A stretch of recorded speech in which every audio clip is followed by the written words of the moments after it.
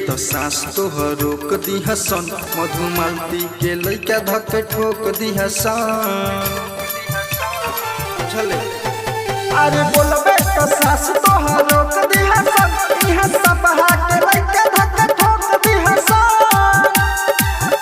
अरे करबे रंगदारी तो परी तोरा भारी, अरे करबे रंगदारी तो परी तोरा भारी। रंगदारी में नाम चले सोचली हसन। अरे बोलबे तो सास तोहर रोक दिहसन, मधुमालती के लइका धके ठोक दिहसन।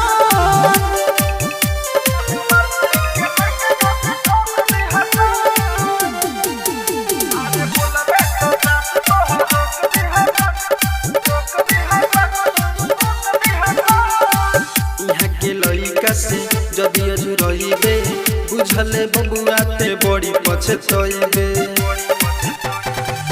इहा के लइका से जदि अजुरइबे बुझले बबुआ ते बड़ी पछतइबे। मिसावा के लइका से जदि अजुरइबे त तुहरा के धके सुन सोट दिहसन। अरे बोलबे तो सास तोहर रोक दिहसन, इहा सपहा के लइका धके ठोक दिहसन।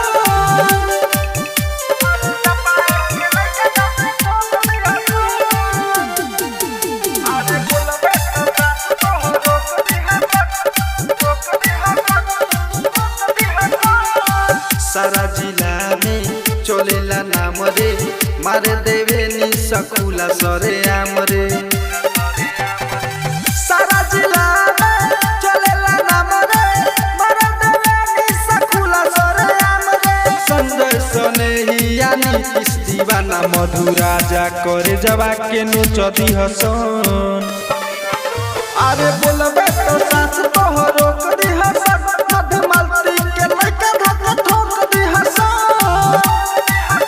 अरे करबे रंगदारी तो परी तोरा भारी, अरे करबे रंगदारी तो परी तोरा भारी। रंगदारी में नाम चले सोचली हसन। अरे बोलबे तो सास तोहर रोक दिहसन, इहा सपहा के लइका धके ठोक दिहसन। एकता रिकॉर्डिंग स्टूडियो। Contact number 7982720011।